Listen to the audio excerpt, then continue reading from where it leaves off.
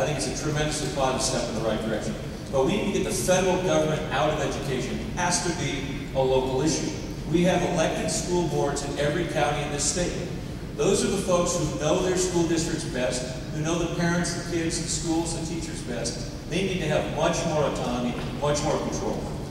With respect to school choice, that's one big reform issue that many of us pushed for in Carson City this session that we just didn't have the votes to make happen. But it's got to be a priority going forward.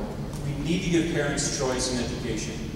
You know, you talk about being at on the wrong end of all the lists. We have poured more money into K-12 education in terms of per pupil spending in the state year after year in the last 40 years. And the graduation rate, the high school graduation rate, continues to go down. This is not purely a spending issue, it's a reform issue.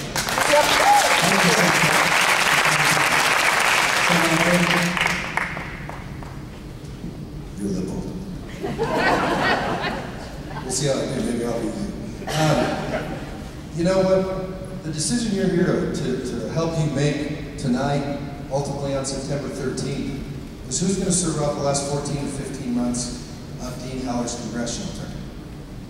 And the reality is, before election 2012, Barack Obama is still going to be in the White House. There's still going to be 53 or so Democratic U.S. senators. Got control of the House, but that's reality. So when you talk about what are you going to do in that 14 or 15 months, until you get 60 votes in the Senate, until you maintain a majority in the House, and until you've got a new occupant in the White House, I think those are facts that are relevant when you say, what about the Department of Education? Yeah. And so here's a different idea, and that is this. Nevada's share, if you got rid of the Department of Education and put everything down at the state level, is several $100 billion. Now, we're not going to get that on with Harry and Barry calling the shots in 2 out of the 3 areas that we just talked about. But what we are going to do, I think you can do, is you can go back, and this once again is the legislative process, because that's who you're going to hire on September 13th. And that is this. You go say, well, listen, we'd all like to get rid of it, but how about this? Let's take 20% of their funding, and let's do kind of what Greg Brower said. Let's get it down to the local level. No strings attached, except when it gets to the states, you can use that in any manner you see fit. You don't automatically tie it to increasing funding in schools, because we know how that's worked in Nevada over the last 20 years. And there's no sense spending a lot of time on it. Democrats and Republicans agree that accountability standards are horrible. But let's take a chip at the budget, get the money straight down to the local level and say, here you go, here's some help in terms of you can use it for education, but the state budget people can supplant that for existing funds and take it other areas. Because you know why that might work legislatively? Because you can go to your colleagues, Democrat, Republican, and go, what do you think your state would be if you were doing that, and send them the money instead?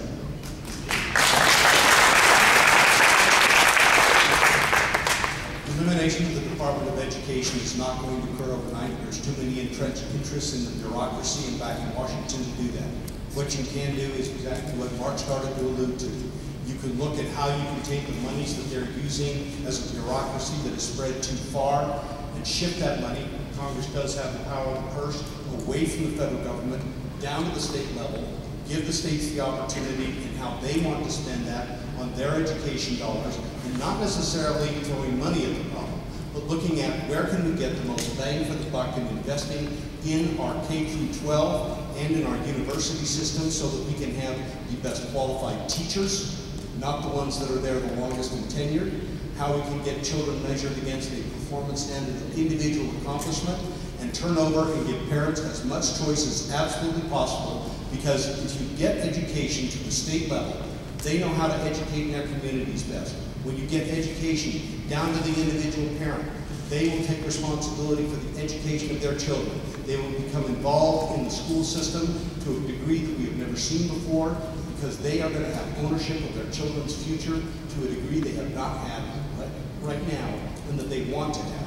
So get the federal government out, decreasing the funding going up to the Department of Education, shifting it down to the state level, and guess what? If you do that over a series of years, you don't have to eliminate the Department of Education. It's going to go away by virtue of the state saying, we've assumed control of the education of our children. Federal government, thank you, but no thank you, we're done.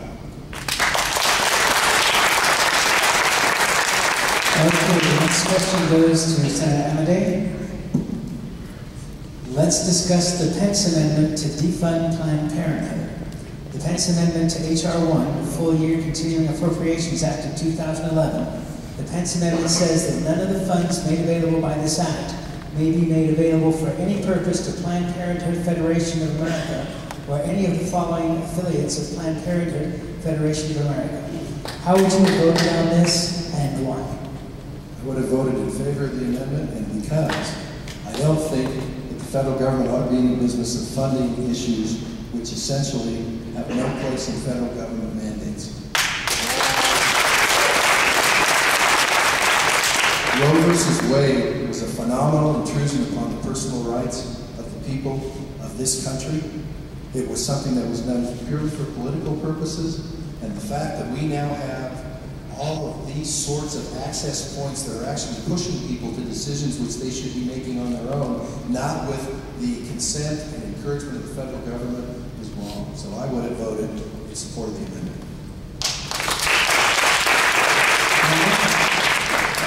Agreed. So I would have supported the amendment because, quite frankly, Planned Parenthood has no business. The federal government should not be giving an entity money, regardless of whether they say it is only a small amount of what they do when it comes to women's reproductive health and welfare, that we should be involved in it to begin with.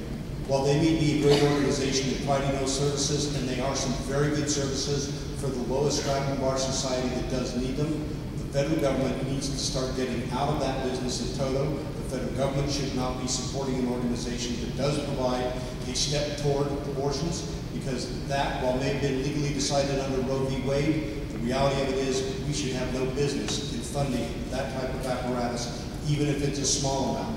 Get the government out of something that belongs out with private industry and the medical industry, because they will take care of it on their own.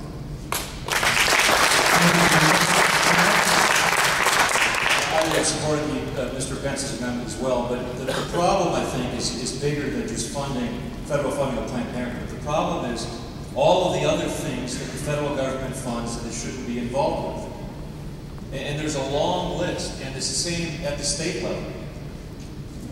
Ronald Reagan said that a government that tries to do everything can't do anything well. We try as a government, a state government and a federal government, to be all things to all people. It's too expensive, it's not in keeping with the limited nature of our government, and that's just one example of how we did it. Reel it back and focus government on what it's supposed to do, its core mission: preserving individual liberty, promoting economic freedom, and national security. Not all these spending programs that started years ago and they just continue. It's this go along to get along attitude in Washington. We need to take an aggressive approach. We need to change the way we do business in Washington. And again, that's just one example. Okay, thank you very much. The next question comes from Michael, and it comes to Commander Lipple. What are your thoughts on the Tea Party movement? What parts of any of their philosophy have shaped your ideology? Anytime you have citizens getting involved directly in how their government is run, it is a good thing for the United States. Yep.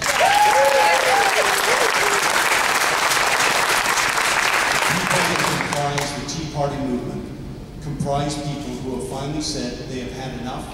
They have a little more foresight than Washington. They believe that the nation is headed in the wrong direction. I agree with the tenets that they adhere to, because I believe we need to get back to the founding principles, the principles of our founding fathers, and that is less government is better government. Get the rights down to the states, let them determine what they want to do, and bring the government, federal government, down to its core mission. Because unless we do that, we are not going to have the freedoms. The Tea Party is pushing us there, and I applaud them in that effort.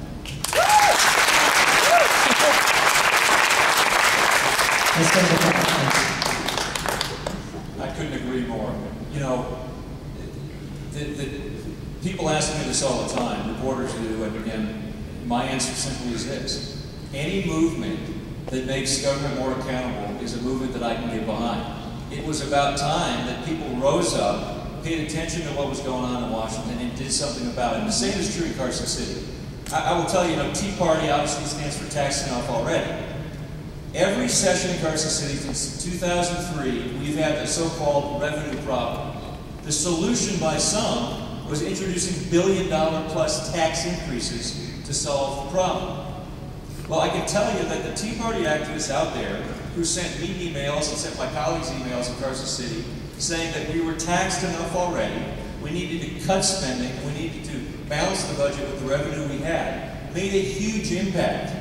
We may not have had enough votes to get everything we wanted in terms of spending cuts this past session, but I'll tell you, it was the Tea Party movement and the Tea Party philosophy that beat back the billion-dollar tax proposal the Democrats introduced. It's that movement that is keeping politicians in Washington honest. And it's my view that that movement has to continue and get stronger, or we're never going to turn things around in Washington. So I applaud it, I embrace it, I'm all for it.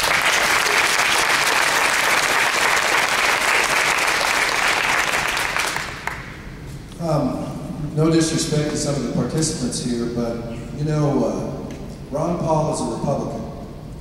Rand Paul is a Republican. Michelle Bachmann is a Republican. And Ronald Reagan was a Republican. The attempt to label the Tea Party as something other than what their leaders are is, I think, a creation of the media. There are none of them running as Democrats.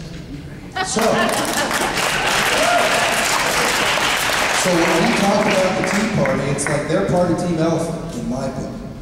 And you know what? Good for them. They're right on the financial issues. I'd like to see a little more concentration on the spending side, but you know what? That's coming too. Because, as has been set up on this stage already, we have a spending problem. If you have spending discipline, you're not always playing defense on taxes. So while yes, you hear the Tea Party, and they're entitled, and you folks out there that are part of it are entitled to be as proud of that moniker as possible. But make no mistake about it, those folks are working at the Republican side of the fence. It's not the Democrats that are talking about spending, and it's not the Democrats that are talking about taxes. So the Tea Party has been very influential. We are grateful for it. They have drawn attention to the tax side. Now we need to bring that sort of scrutiny on the spending side also as we go forward. Thank you, Senator.